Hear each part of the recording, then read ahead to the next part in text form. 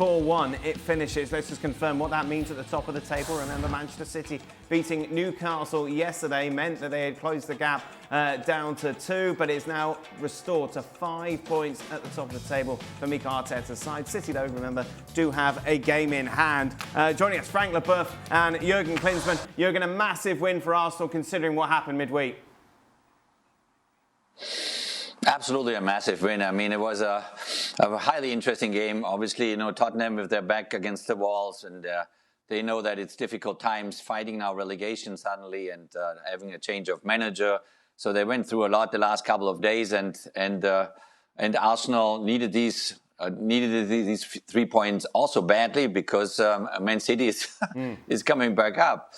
So from the beginning on, we saw a highly interesting game. I thought the energy in the stadium was unbelievable. At least it came across on TV. So supportive from the Spurs fans. They really believed in something special can happen.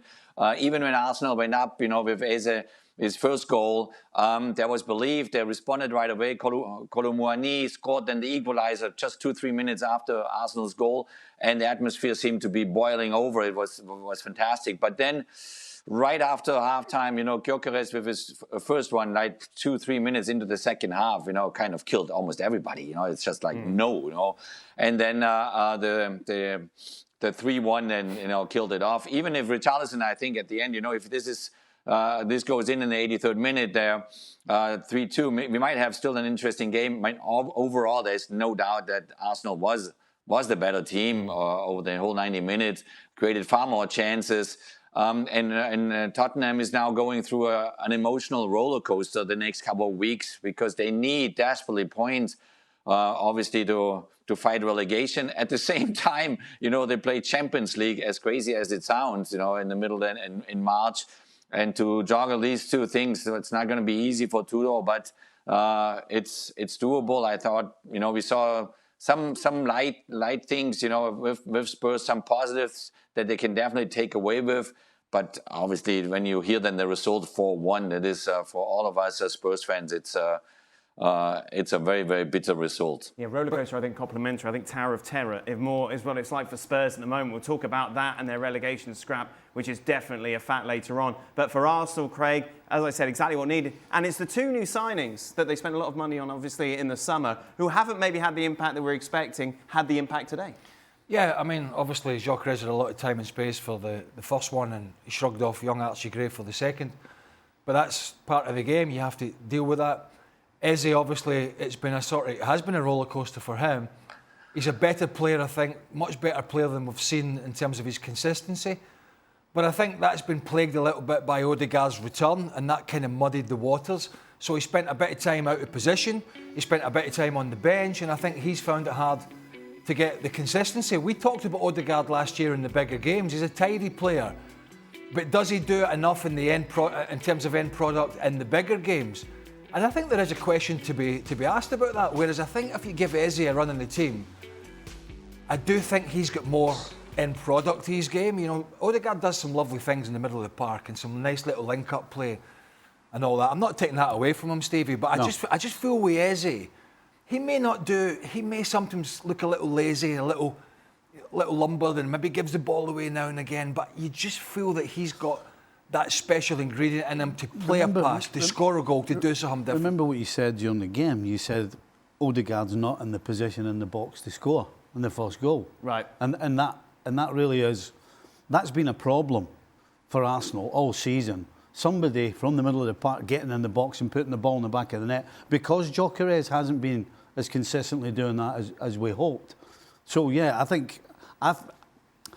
Personally, I think Eze has to be given a chance in that spot in a run of games. Yeah, because it's unfair to put somebody in for a game, take him out for a game, in for another game, out in such an important position. Because that is the key for Arsenal.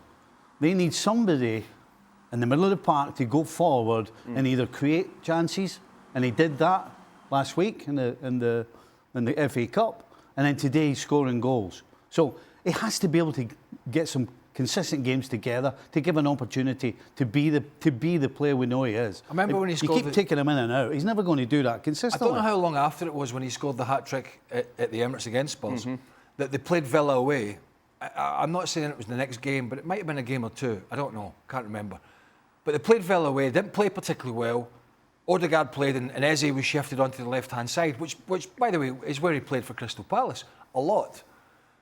But he had a really poor game and he was subbed, I think, after 45 minutes. And he just felt that knocked his... Even though he'd scored the hat-trick not too long before, you just felt that kind of knocked his confidence a little bit, thinking, I'm going to get shifted when Odegaard's back, I'm not going to play.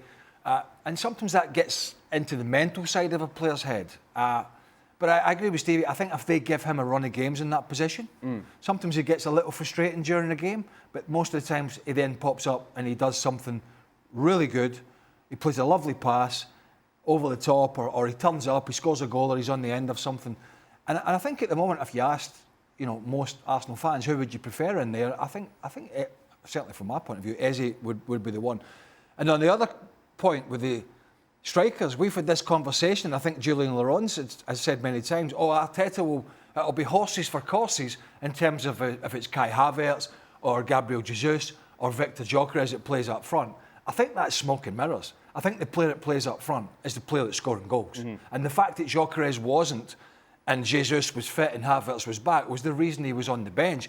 But if he goes on a run between now and end of the season, which will take them to the league title, by the way, he'll be the guy that starts, regardless whether they're playing Wolverhampton Wanderers or Manchester City. You obviously, Mikel Arteta's got a plan, yeah? He knows exactly what he wants his 11 players out there to do.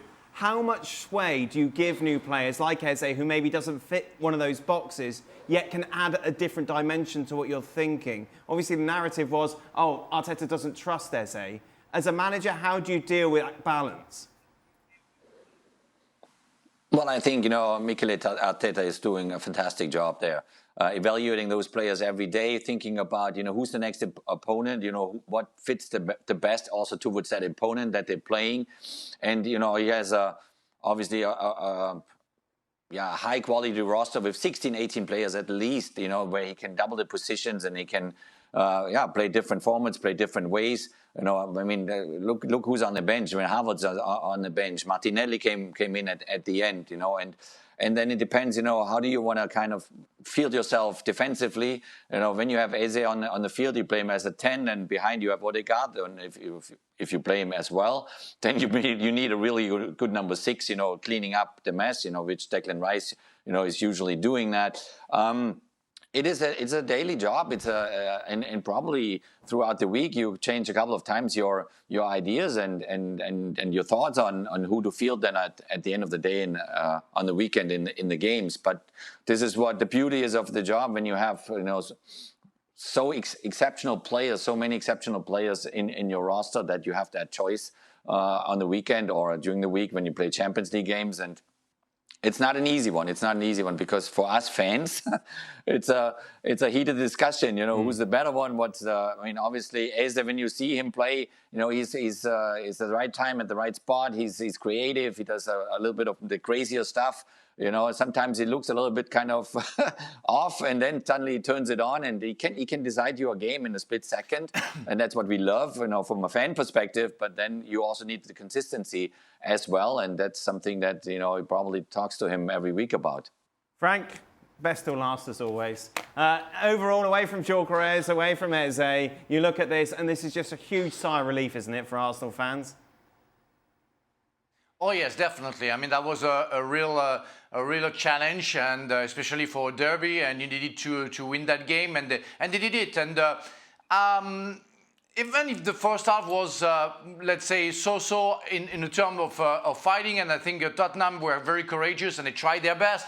As Jürgen mentioned, as soon as they scored the second goal, it was like already over. And it's only fair that Arsenal won that game because you can feel that they were much better than Spurs. Spurs had 10 important men in their team away because of injury. So it was unbalanced, I would say, in a way.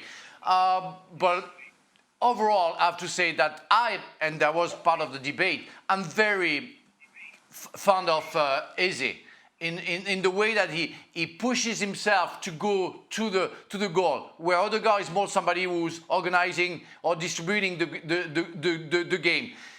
What I like about Eze, because he does that, he allows Gyökeres to be free and to be more efficient as well. So I think it suits better the forward line when you have Eze. I mean, we've all played in big derbies, haven't we? Yes, Yourself. Helston against Mullion. You forgot Dan was here. Dan's here. Sorry for you intruding in this conversation. Sorry, Dan. Daniel. I'm sure you played in a big school derby or something. But come on. You said sigh of relief for Arsenal fans. I suppose, in a sense, because they stuffed it up against Wolves. Exactly. But the derby point being is, you know, people say derbies can throw up certain results, and yet they do now and again.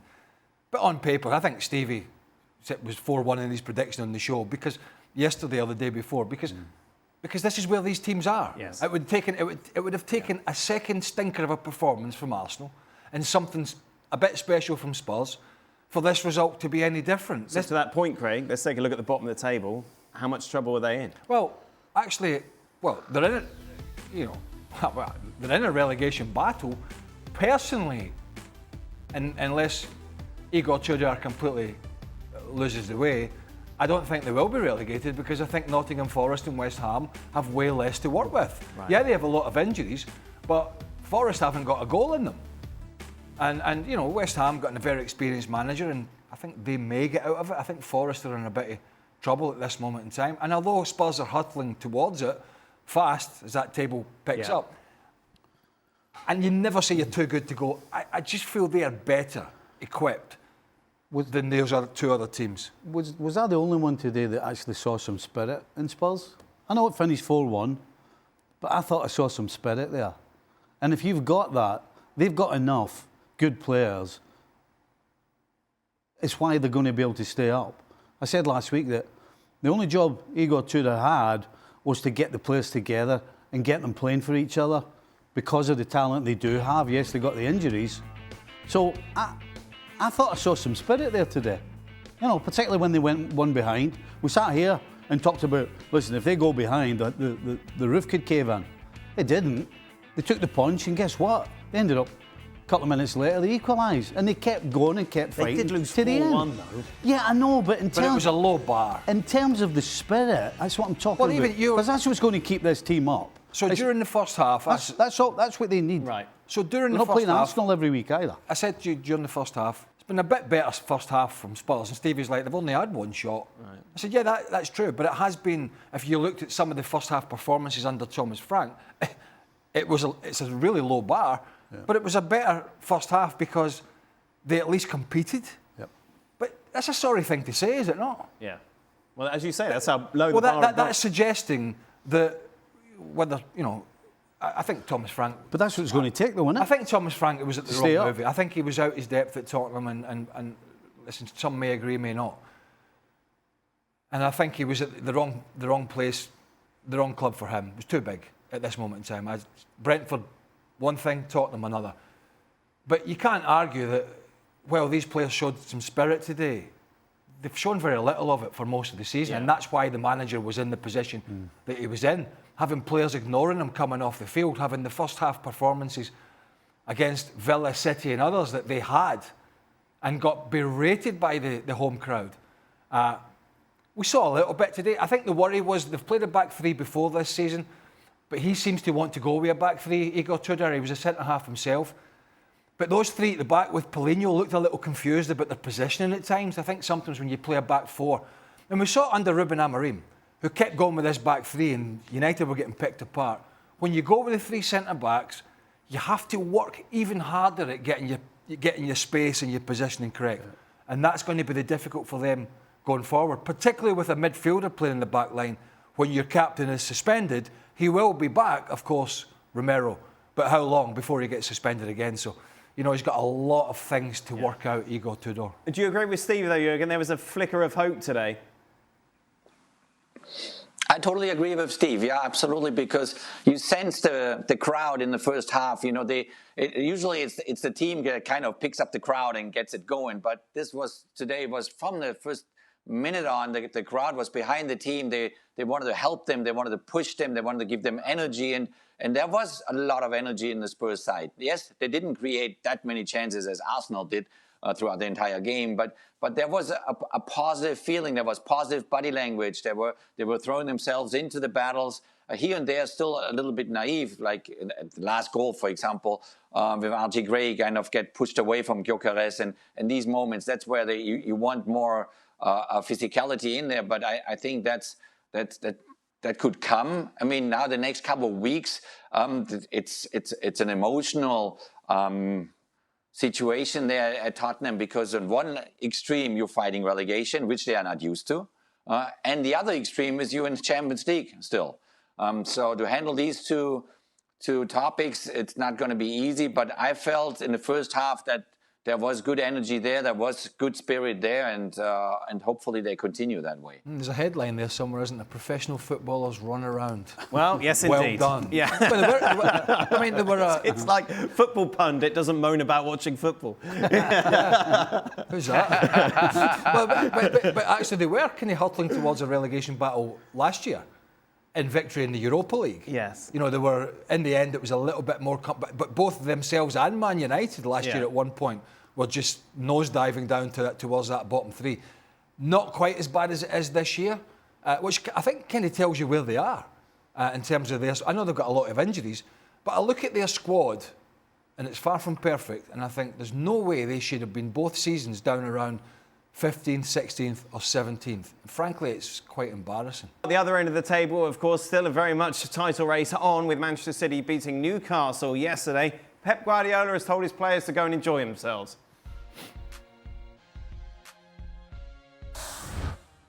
I said to them, guys, what do you have to do? The mental courage, take a lot of caipirinhas, daiquiris in these 3 days.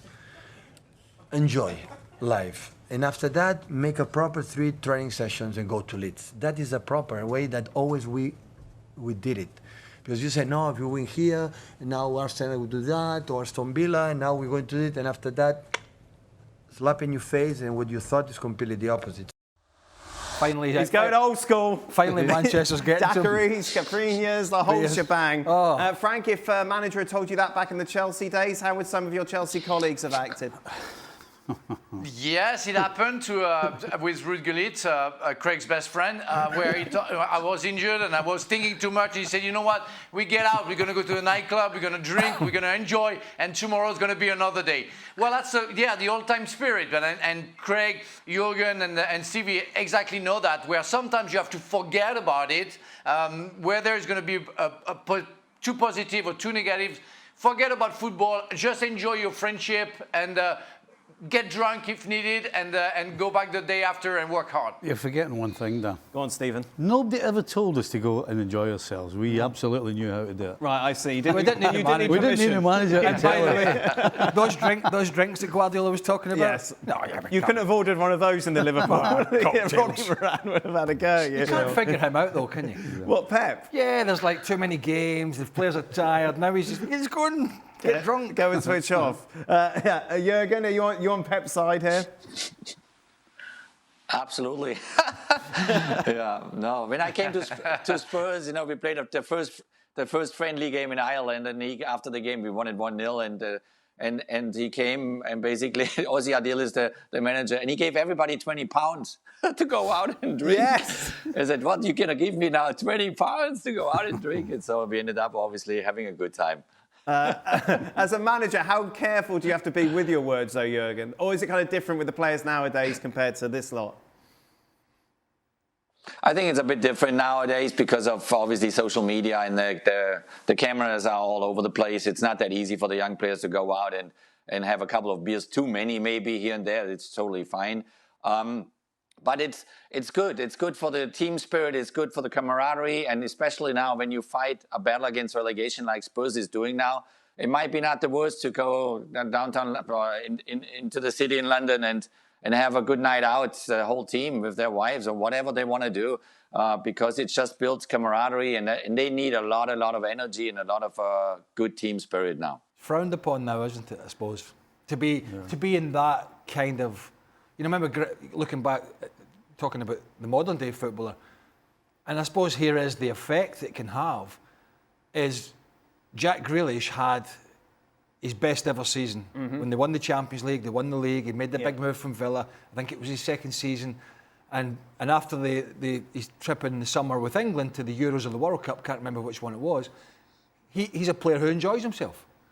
But the counter-argument would be he sort of fell off a cliff with injuries and so forth. So all these sports scientists these days are just completely poo-pooing what we were doing in the day, which was you sort of played in the weekend, you trained on a Monday and Tuesday, you generally always had Wednesday off, so you went for a few beers on the Tuesday night. The lads did go out together.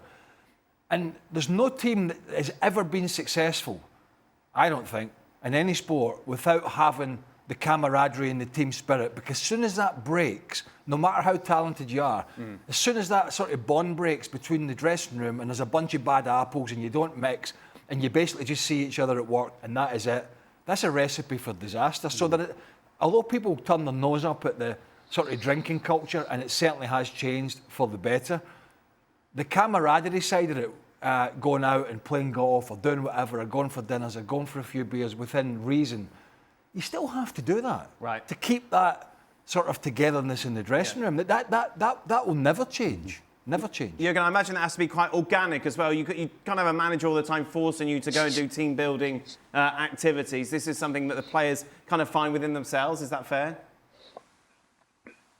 Yeah, I think, one part is that the players organize themselves and going out and having a good time. The other thing is also the management, so meaning a manager and his coaches, they're trying to push that, they're trying to give them ideas and stuff. And I think it's really, really important. Maybe in a club team, not as necessary, so often because you see each other all the time, every day. But in a national team environment, definitely it's important that they go out, that they have things to do, that they're not just sitting in their hotel rooms, and build this camaraderie that at the end of the day is decisive for success. If we'd been waiting on Wim Jansen to book our long weekends to Dublin, right, we'd never have made a trip. For good reason. A huge 3 points for Liverpool considering their chase for the Champions League. More problems for Nottingham Forest, of course, we mentioned before, very much flirting with the relegation zone. Frank Leboeuf with us. Frank, I promise I'll come to you in a minute. Stevie, overall, as a Liverpool fan, this just was very lucky, I suppose. I tell you what, it's getting harder and harder game after game. I'm glad Arne Slot came out and was honest. Yeah, he said the first half was the worst he's ever seen from Liverpool. 100%. I mean, it really was. And because of Alisson, Konate and Van Dijk, that's why it was 0-0 at half-time. And Forest. Yeah, well, Forest missing that particular chance with Hudson-Odoi. But Alisson's come up with a save. And Konate had his best game of the season, no question. So that 3 kept Liverpool in the game.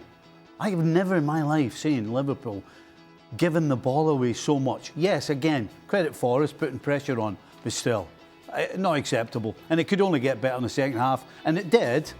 And they did create chances. We saw there Jones could have scored. Ekitike, as Craig said, absolutely should have scored. And they get a little break at the end with McAllister. But the truth is, if you're Forest, how did you lose this game? Yeah. Like Liverpool, thanking the lucky stars. But sometimes you get a bit of luck and you take it when it comes. I think for how Liverpool, could they be so bad in that first half, Craig? Like, how do you explain that? They've got something to play for. I think pretty easy. I think it's pretty easily explained because they've been so mediocre all year that I'm not surprised. I'm not surprised that Gravenberg and McAllister and Salah again. Yeah. The list goes on, and they did defend better today, which has been a big struggle for them all season. But I don't think any performance... I think the surprise performance is when Liverpool put a really good one together. Aye. That's where the surprise comes. That's true, aye. This season, it's like, where was that? Yeah. The unsurprising thing is this, as bad as it was. And I think the lucky side for them is that if they cough that ball up as often as they did today, against a side that's not as toothless going forward, which is Forest's big problem. They're a very well organised side. They've got some good players, but in the final third, Chris Wood has been out for a while, who's hardly a superstar, but they're absolutely crying for him to be back because they need somebody to put it in the back of the net. And had they played a team today with a bit of nous and a bit of guile in the final third and a finisher, Liverpool, that game could have been over at half-time. So luckily for them, it wasn't. What surprised me was after the final whistle, I looked at the table and they're still 6 with 3 points. Yeah. That tells you how tight it's going to be. In fact, if they missed out in Champions League football next year, I wouldn't be surprised. I would not be surprised. Yeah, this leaves them level on points with United and Chelsea. Frank, how as a player do you explain that first half when there is so much at stake? They didn't play midweek, did they, Liverpool? They weren't in the Champions League. No. You've had the week to prepare for this game, yet you come into this and you're just so lacklustre. That's unbearable for me in the way that, as you said, they should be prepared for that. And you play against a team fighting for the relegation. You try to get into the Champions League, so you should be, at least if you're not good, you should be dominating, which wasn't the case. What good thing, we've been so critical towards Van Dijk and Konate, and they've been absolutely very good, especially the first half, and Stevie alluded it. It's because of them that it was only 0-0 at halftime. But sometimes life is not fair. When you see how horrendous some players have been, and I'm highly ranked that player that I'm going to mention, McAllister. I think he's a world-class player and he's a World Cup champion. And he showed, since he's been at Liverpool, that he's a very influential player. But today was the worst game ever that I've seen McAllister on. But he scored the goal and made the 3 points in the pocket to Liverpool. That's for me saying why football is not fair. Because Liverpool never should have gotten the 3 points. A draw, let's say, would have been fair, especially the second half where they readjust some stuff. But really, that was so poor. But Chelsea is the same, play the same way, being poor. We're going to see Manchester United tomorrow, except, let's say, Manchester City and Arsenal, everybody, and a little bit Aston Villa, a little bit less, those teams are not good enough to compete for anything, I would say. There's no question, Arne Slot is a huge part of the problem this first half. For him to send his team out in the mental state they were in, I was trying to figure it out watching it. Do they feel sorry for themselves? Are they that low in confidence? Does Florian Wirtz pulling out make any difference? No, absolutely not. No, zero, not at all. This to me, yes, the players have to prepare for the kick-off, for the whistle to go and be ready. But the manager and his coaching staff have to smell in the dressing room that something's not quite right. Okay. You're not telling me that they were all in the dressing room and there was a lot of energy and everybody's discussing where they should be and what they should be doing, and then you walk out and do that. That's generally a quiet dressing room that starts a game like that. And that's down to the manager to smell it, see it, and do something about it. Because clearly they weren't ready for the game. The Florian, I'd like to know, but Stevie, Go on, Frank. Stevie, I just want to say something, because you're talking about Arne Slot. How come? And it was a very good decision. He kept McAllister on the field. He was losing so many balls. He wasn't into the game, and he kept him. And lucky for him, McAllister scored the goal. But you would have been the coach. Would you have kept McAllister? I don't think he had any choices. He already switched Curtis Jones from the middle of the park to right back and moved Szoboszlai from right back into the middle. And then you look at the bench, I don't think he had another choice. Right. He didn't have another midfielder on the bench. So, yeah, I agree McAllister in particular wasn't his best, even though he got the winner, but I don't think Slot had any choices. Goes into the same pot here. Away from home, Nottingham Forest, fighting. I might be, if I'm wrong, I'm wrong, but he was feeling his back a little bit, wasn't quite 100%. What do you mean not quite 100%? Were you 80%, 90%, you're right to play? Most players, I believe he went out for the warm-up, right? I believe. I think so. I don't know. Yeah, that's where he got hurt. Yeah. I don't know, is there a mentality at Liverpool like that, as Stevie said, feeling sorry for themselves, maybe low in confidence, feeling a little niggle, don't want to play, it's going to be a bit of battle today at Forest. Is there a bit of that creeping in? I don't know. Maybe I'm completely wrong about that. But I know from our perspective, if we went out to the warm-up, it'd have to be something that completely goes. Right. You'd have to have done your hamstring in the warm-up, or your calf keeps going, you can barely get off the field. If it's a little knock, and you're playing, unless you're thinking long-term, you say to the manager, I don't want to miss this Champions League games coming up eventually, they've got a bye at the moment.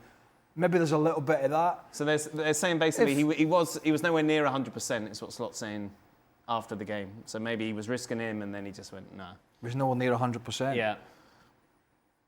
Anyway, they won the game, but They did win the game. I would. Nobody's at 100%. I would sort of, when you see things like that, unless it's something absolutely concrete that you can't play. It was a bit like the Real Asensio thing in a Real Madrid game a couple of weeks ago. He said he wasn't fit to play, and they had no bodies, and he was asked to play. He said, "Well, if you ask me to play, I can play." Yeah. So it's like, you know, are these players, some of them, willing to put themselves in a difficult position for a manager and a team that are in a difficult position? That would be one of the questions, I think, going forward. A lot more on... Craig, have you ever played? Sorry, Craig, have you ever played at 100%? No. In your game, well, that's Well, what it is. I played the game at Celtic away from home, and I didn't even go out for the warm-up because my back was so... Poor Florian, he's got backache. Leave him alone. Oh, he's got a little backache. Where did that come from? Soft. Oh, yeah, here we go. Don't start on... beating Levante 3-0, and they are back to the top of the table, taking advantage of that defeat for Real Madrid in Pamplona. So Barcelona back in the driving seat. Remember, just this time last week, Real Madrid were favourites to win La Liga. Barcelona now sitting clear. Let's get some reaction now from Hansi Flick. But first, Jules Koundé. It was very necessary a reaction after back-to-back defeat. You managed to get this early goal, not conceding, and going back to the top. Yeah, it was very important, especially after two losses, and more than the result. Also, what we put in the tour of the game, I think it was not enough. So today we wanted to take advantage also of the loss that our rival. So I think we did a great job. We put a lot of intensity and we score early, which is always great, especially against this team who play kind of a middle low block and they're waiting for counter attack. So yeah, I think we played a solid game. So you talk a lot in the locker room, as Hansi Flick has admitted. Do you think you have detected what were the mistakes you were doing, and you have the diagnosis, and you can this can be a turning point from now on?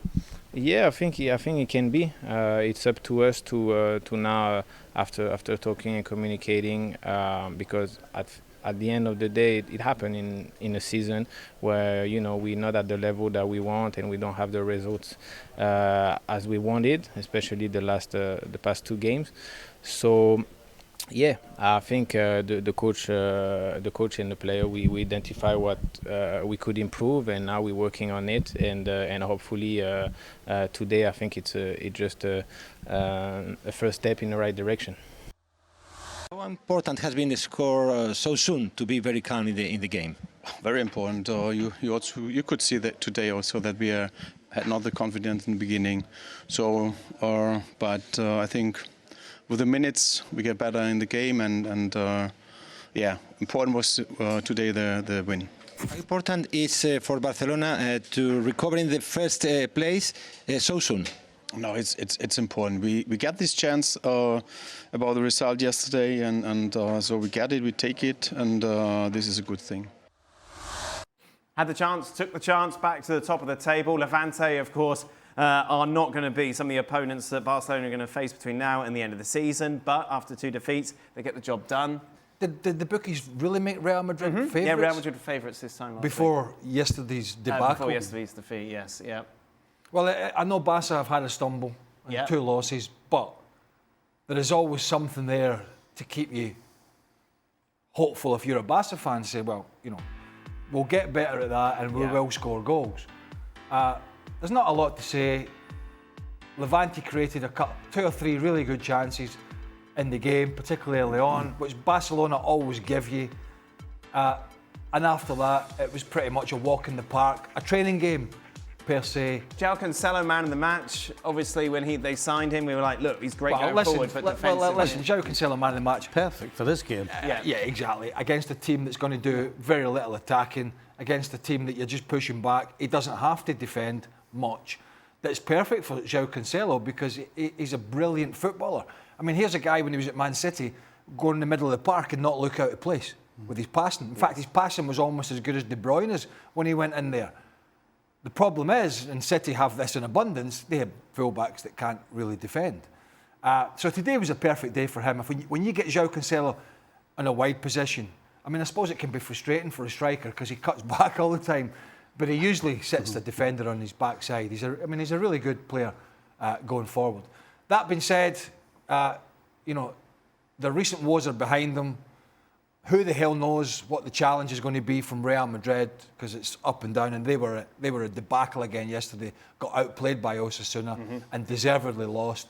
But this Barca side are going to keep it interesting because of the defence. I suppose that is the one thing. If they had a really, really strong defence that played a sensible high line, and you added that to the rest of the team, they'd walk away with this league.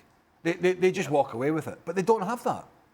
They don't have it. So they go about it a certain way, and that way is, it's super exciting to watch, but it gives teams opportunities. One of the reasons they lost last week against Girona was for that reason. The interesting thing is going to be the La Liga title race and how this back line is going to cope in the Champions League. That's going to be fun to watch going forward.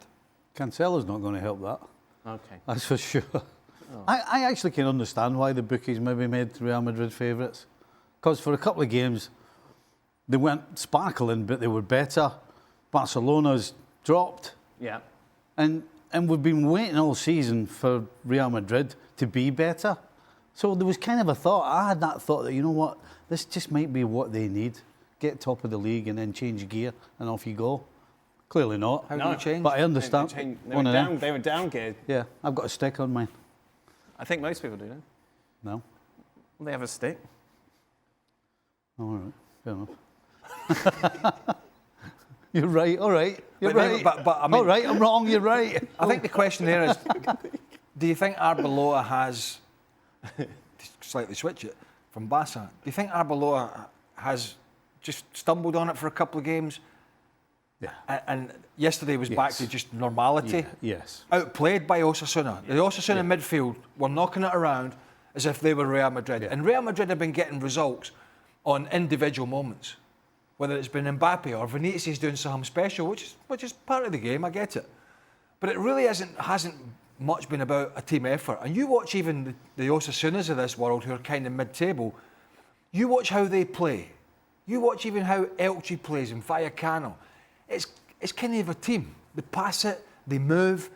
You just don't see that from Real Madrid. They're reliant on somebody, for the most part, doing a bit of individual genius. And when that goes away and they get caught defensively like they did yesterday, that's what happens. So they deserve to get what they got yesterday, which was absolutely enough. Opening weekend of MLS, this was the marquee game. LAFC taking on Inter Miami. Just before the break, DePaul turns it over. David Martinez makes it 1-0. What did DePaul say this week? It's a who's, this, isn't it? What did DePaul say? It was harder to win the MLS than the Champions League this week. He would know. Yeah. Into the second half we go. Yeah, especially when you got Messi and Suarez and all that. And it is another mistake. Which is taken advantage of. Shocking from the goalkeeper. No man's land. Oof. I mean, it's harder to win MLS even when they give you all the best players. What utter nonsense. Audacia will make it 3-0. The travel, though, it's the travel. Yeah. Travel. Yeah. Not a lot going right here for... No, Messi felt that he should have had a penalty. He was frustrated with the officials throughout the game. And after-match footage has emerged of him trying to go into the referee's office. He had to be held back by Luis Suarez. See what preferable treatment Messi will get for that. And that, of course, a point of discussion. Maybe he's just going in for a wee cup of tea. Yeah. Maybe he's getting a little bit too big for his boots, is he? Oh, what's he ever done in his life? Who does he think he is? LAFC went 3-0. Of course, I'll be discussing that on the latest edition of Football America's Ali, Casey and Alexis. Looking back at the opening weekend of MLS. Welcome in then to the latest edition of Extra Time. Preparations, of course, here on the East Coast for a lot of snow that's on its way. Heavy snow. Me and Stevie are off tomorrow, so fortunately we have to deal timing. with it. Good Craig timing. Burley, though. Unlucky. It was like What are you going to do? You're going to stay the night here tonight, so you have to drive in? No, that's cheating. That's cheating. Yeah. You just want to drive in the snow. Listen, I think you'll find when we had the last yes. snowstorm, Yep. his Nibs and I, Yes, we I know. put our life on the line driving home. We did as well. Nice. We You got did. stuck, didn't you? I get stuck. Yeah. He had an argument with a plough. Yes. No plough Plough guy. guy. Yeah, exactly. I couldn't see out the window in the way. No, I'll be coming in. Wow. I'm planning to come in unless my flight is cancelled. Shaka will not be coming in. It's Shaka's birthday today. Belated happy birthday to him. He is still at Carnival and couldn't make it because his flight was cancelled. Frank, how are you? We haven't spoken to you. I've ignored you a bit today. Oh, that's all right. Don't worry. I don't expect anything from you anyway. So, but I'm good. I'm No, but good. it Thank you. I wasn't- just came back wasn't from. It wasn't done. Excuse me. It wasn't done. It's in the email from the producer. Yeah, the email said don't go Ignore to Frank. Frank. No Frank. Oh, that's okay. The guy is a Spurs fan, you know. He's Yes. mourning right now, so he's okay. He's got a lot of issues, let's Oh, face it. well, even without Spurs, Yeah, exactly. He's got lots of issues. Craig, was today a response from Arsenal to recent form, or can this be put down to derby dynamics and therefore a one-off performance? I don't know. I was adjusting the thing. Oh, okay. All right. You ready Is there a response from Arsenal? No, they're just a better team. They're just a much better team. They're the best team in England at the moment, even though they've had a slip up. And they have the best roster, probably, in European football. Not saying they're the best. They're going to win the Champions League or anything like that. But to be able to make changes, they have a better ability than anybody. Yeah. To make changes to that first 11. There's no doubt about it. How was your holiday? You had a holiday, of course, as well. Aye. Did you have a nice time? Mexico? Yeah. That's all you need to know. Okay. Weather was good, no Right. snow. You did show me your feet that you burnt. That was a lovely sight. I did. I made a schoolboy error. You forgot to. See, you laughed at me because I had my socks on. Where did you have your socks on? When I was down in Philly. Let me I had my socks on. In the heat? Now you know why, yes. Listen, I would Hold on a rather- second. Did you or did you not? Did your feet get swollen up and you couldn't put your shoes on? No, I could put them on. It was a struggle. There you go. But I'd rather. That's all we need to know. I'd rather have that struggle than wear those socks. No. No, I Telling think you're you. wrong there. Get your socks on, son. Socks on. We discussed this on the show because obviously we were pressed with Eze today, Stevie. What does Arteta do with Odegaard going forward? Odegaard might be leaving Arsenal. Let me next, Stevie. That's quite a statement. Well, if you're Odegaard and He's you're the the captain. and you're the captain, and 18 months ago you were the guy,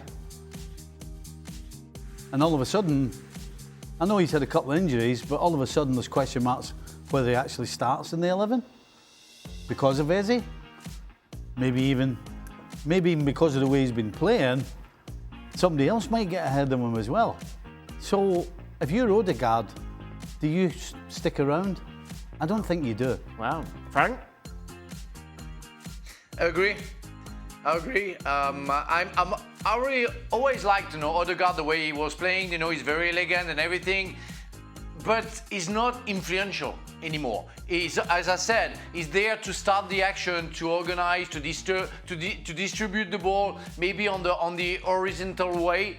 And when you have Eze right now, you see that the moves are not the same. That he's more vertical, he's more influential. He's gonna help Gyökeres. So it's going to be a hard time for Odegaard. He would have to make a very good choice, big choice maybe at the end of the season. Where's Jan? Where's Jan when you need him? Odegaard could be the worst player on the planet. And Erling Haaland could have not scored for 20 games. And Jan's not going to say anything. By the way, you get ADHD. What do you mean? You're always writing when people are talking. I don't think that's ADHD. I think it's just... No, but you're just bored. Yeah, I was watching you with Frank's talking. No, just sketching. You were going like that. I always doodle. I know, It's but part you're of- like, it's everywhere. You're not even writing anything. No, it's just, I don't know. It's what you do, Dan. That's what I isn't do, it? yeah. Huh? Yeah. So it's I've like, been doing it for 13 years. it It's calms not- them down, is that right? It must do. It does something to him. I do that and chew my Yeah. pen. That's Yeah, what I'm gonna- there's something wrong with that. coming from you. Not good for your liver. Chewing a What's pen. that? Oh, yeah, prove it. Do you think, with Arsenal's performance today and Gyökeres finally scoring a couple of centre-forward style goals, that Arsenal have their mojo back and are still the favourites to win the Premier League? Well, I think they're still favourites to win the Premier League. And, furthermore, go on to win the Champions League? I don't know about the Champions League, but I would definitely say the favourites to win the Premier League still. Yeah. They did today what they do best. They put pressure on the opposition constantly, and today, once they got the ball back from that pressure, they had some good passing, some good movement, and a couple of good goals. Yeah. So yeah, I don't think the mojo per se had gone. I think they had made some mistakes defensively, and then they've been getting caught out. I mean, they lost another goal today. That back line that they just couldn't be broken at the start of the season is getting broken. But listen, if Gyökeres starts doing what he did today, and as he starts getting a run of games, he will score more goals. So, yeah, I think Arsenal absolutely are still firm favourites for the Premier League. Champions League, I don't know. Who's going to win the Champions League? If you had to bet right now. I know PSG haven't been at the best, No. but if they can get everybody fit, I don't want to play against them. Right. Yeah. PSG? I'll go with PSG. Yeah. Frank? I agree, and I talked about that last time that I was in the show, that PSG are not the same than comparing to last year, but if they go back to what they are capable of doing, and they have all the players for that, when you see that Dembele got injured last game and Doué came on and he scored 2 goals, they have the bench, they have the depth, they have the spirit, they can win the Champions League. But yeah, definitely Arsenal can be one of the contenders, for sure, and they are. They are the favourite, but they deserve to win the Premier League because for me they've been the best team. Have you ever dominated a team with individual performances like Eze against Spurs this season? Do you have a team in particular who did well against, Stevie? Newcastle. Yeah, you got the hat-trick obviously, famously against Newcastle. Yeah, I scored a few goals against Newcastle. Yep. Particularly away from home. Yeah, I mean, again, nobody can ever put the finger on why, but it just kind of happens sometimes. And Newcastle was the team I enjoyed playing against. Did you? You have, I don't know if you had this, some grounds you prefer playing at to others. Right. Away from your own ground. You know, when you're going away, sometimes you I don't know why, maybe you've had a string of good games there, or you just like the atmosphere, the pitch. I just felt that, for me, was like some of the grounds I just didn't like going to. But I always liked going to, like, when Frank was there at Chelsea, even though they had a better side than we were up and coming, we generally always got some really good results at Old Trafford. Okay. 2 or 3 years in the spin. I mean, the year we got to the cup final, 94, I think we beat them twice. Certainly beat them 1-0 at Old Trafford. Then we beat them up there, I think, 2 years in the spin when Gianluca Vialli scored from a Frank. So those kind of places, I always felt, because Man United would let you play. Okay. And the pitch was quite big. You got a bit of space, whereas if you went to other grounds, like West Ham maybe, or Blackburn or something like that. Southampton. The Dell. Southampton. Oh, yeah, it felt as if you could throw a blanket on everybody. There was no space. You went to Old Trafford, all right, they were good players, Cantona, Keane, all that. But you got a bit of time and space to play. Man City was the same. Man City had the biggest pitch in the league. Unfortunately, they didn't have a very good team. Right. And so any good teams would crucify them. I mean, because they couldn't get close to you. Main Road? Was that Main Road? Yeah, Main Road, Yeah. Yeah, the pitch was huge, or it felt that way. Frank, did you have a place you like going? Not necessarily, but it's true that Old Trafford, that was pretty magical, especially the year where I played with Craig. But I liked playing against Leicester. I scored like 2-3 goals against Leicester. I saved in the line. In a cup game, we had to do the replay at Stamford Bridge, but that was a hell of a stadium, the former stadium that they had, and that was awful. But I like to play there. That was a very hard team to play against with very physical players, but I enjoyed it, and I remember saving on the line the last minute of the game, and we had to do the replay. But the stadium where I hated to play was Highbury. Was too small for me, because on top of playing against a very good team, the field, I didn't feel comfortable, playing there. I enjoy playing there. I mean, Liverpool, obviously, Anfield, I really enjoy playing at Anfield. Unfortunately, I don't remember many good results at Anfield. Even with Celtic, when we played the UEFA Cup, we drew 0-0 there. But I was the opposite. I liked Highbury because it felt very traditional. It was only 30-odd thousand. It was not, even though they were a big club, wasn't a big stadium, and it was a tight pitch. But I just enjoyed playing. I mean, I think Frank played in the game. It was a midweek game. It was 3-3. It was just bonkers. It was a bonkers game. I remember, and then we had the FA Cup semi-final there, when Zola scored this great goal to make it, I think, 3-1 or whatever the score was, 3-0. I can't remember. So I actually enjoyed Highbury. It was, I don't know. Did you? Nah. Nah, it was a little tight. Well, it was tight. It was a little tight. It was always a lot of the time. It was a bun fight. You just because there wasn't that much space. You got two teams going at it. There wasn't a lot of space, a lot of challenges, which was fun, but obviously which was probably the reason, if you think back to those tit for tats with Wenger and Ferguson, with Keane and because everyone is just your tunnel. I mean, your tunnel's that size for a starters. Yeah. So you've got the niggles in the tunnel. You don't like them, and the pitch is small, so you can get close to people to make tackles. There's only room for one. Honestly. Right. It's one person. There's only room for one person to go down. Yeah. And you try to get two teams down.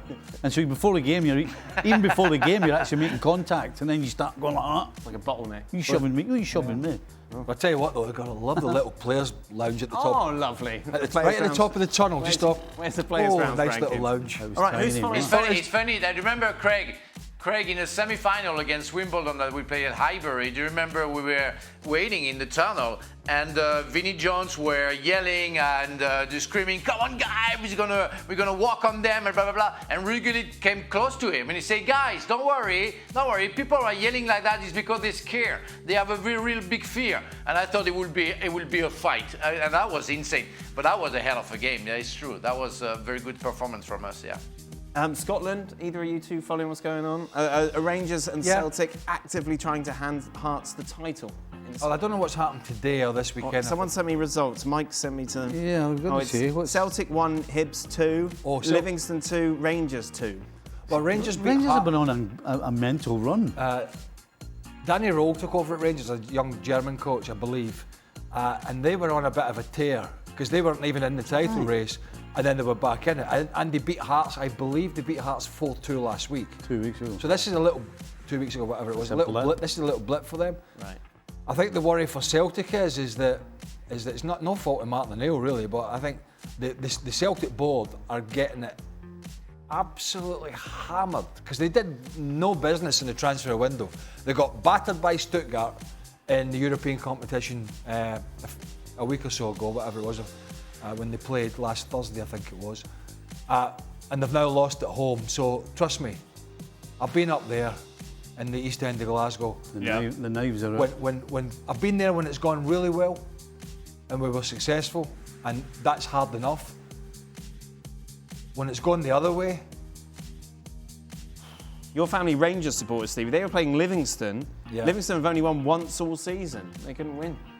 The weekends. Yeah, but I mean, the problem is it's no easy game. You're going to drop points, and you don't know when it's coming. Well, against and when Livingston, you've been, well, hold on a second. When you've been on Livingston were down to 10 men. They've only won once this season. Let me know when you've finished. 28 games. Let me know when you've Livingston fan. He won't even know where Livingston is. Where's Livingston? Scotland.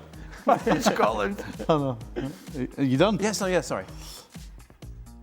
I don't know exactly, but Rangers have been on an incredible run, winning the last 13 or something stupid. So there's going to be a game where they drop points. Now, you don't know when it's coming. You just know that it's coming. And unfortunately, it was against a team. They drew against Motherwell. They drew against Motherwell 2 games ago. All right. They've been on a 15, 16 game. They drew against unbeaten. Hibs before that. Unbeaten. You said they'd won every game. Unbeaten. Oh, sorry. I thought you said they'd won every game. Not just that, but Scotland are... If you follow our former colleague Dale Johnson, it's all going south up there, really, because they're losing their coefficient for European competitions as well. So the chances of them getting in any... How are Livingston doing? Do you think anybody in Scotland knows what coefficient is? Well, they think that in Scotland they think your coefficient. That's somewhere where that's where you get your lager. Hey Joe, we're losing the coefficient. What's that? What are you on about? That's where you get your beer coefficient. I'll be honest with you. I think the best thing could happen up there is Hearts to win the league anyway. Okay, well, that's nice. It's been it's too much of the same every season. But I don't know if it will happen. Anyway, just because you've spilled food in your shirt. I have. Oh, really? Well, yeah, look at that. The camera can't see it, so it doesn't count. When did Stevie and Craig meet? Did you have a relationship before you came here? No. No. No. Well, actually, no, we did. We when I played was against each other. No, when I was working in London, he was doing shows here. When Oh, I was okay. doing, Yes, when right. you were here. Yes. You were here. Yeah, I was here. Yes, you I remember? He was here. Yes. I was in London. Frank came on. But because he's almost 10 years older than me, so he was coming at the end at Sheffield Wednesday. Right. Didn't play against him at Liverpool because when we were up there in '94. Yeah, he was that on was the left. bench on his way. Oh, was out. he? Still there? You're still there. And then when he was at Sheffield, I played against him when he was at Sheffield Wednesday. But again, he was. If I said to you before you'd met him, Steve Nicol, what would come to mind from what you've heard about him, like amongst Scottish teammates? Well, I watched. And yeah. What do you mean? Well, like what sort of reputation did Stevie have? I don't know. I didn't really know anybody. Right. All I know is if you said to me his name, I would have thought back to like the late '80s, particularly the Arsenal game. Yes. I remember that vividly. Yeah. His mistake that led to Arsenal winning. Well, he dived in on Mickey Thomas. Yeah. And he flipped it over his head. No, we didn't have as much TV in the telly. Uruguay, Was that a Friday? 1986. Was that a Friday night game? Yes. Yeah. Just sticks with me that Yeah, game. it It was does. like such a big game, and there was so little on TV then. Yeah. That kind of Liverpool of the. Yes. With that strip, John Barnes, and all that. Yeah. I didn't know he was like such an athlete. We didn't know. I mean, I had a fair idea. Had a fair Physical idea. specimen that Stevie is. Had a fair idea. That is it. I think that's it. That will bring us to the end of today's show. Good luck, of course, if you're going to have to face the snow on the East Coast. Good luck. Shut up. Shaka. For some. Shaka Hislop, everybody's hero.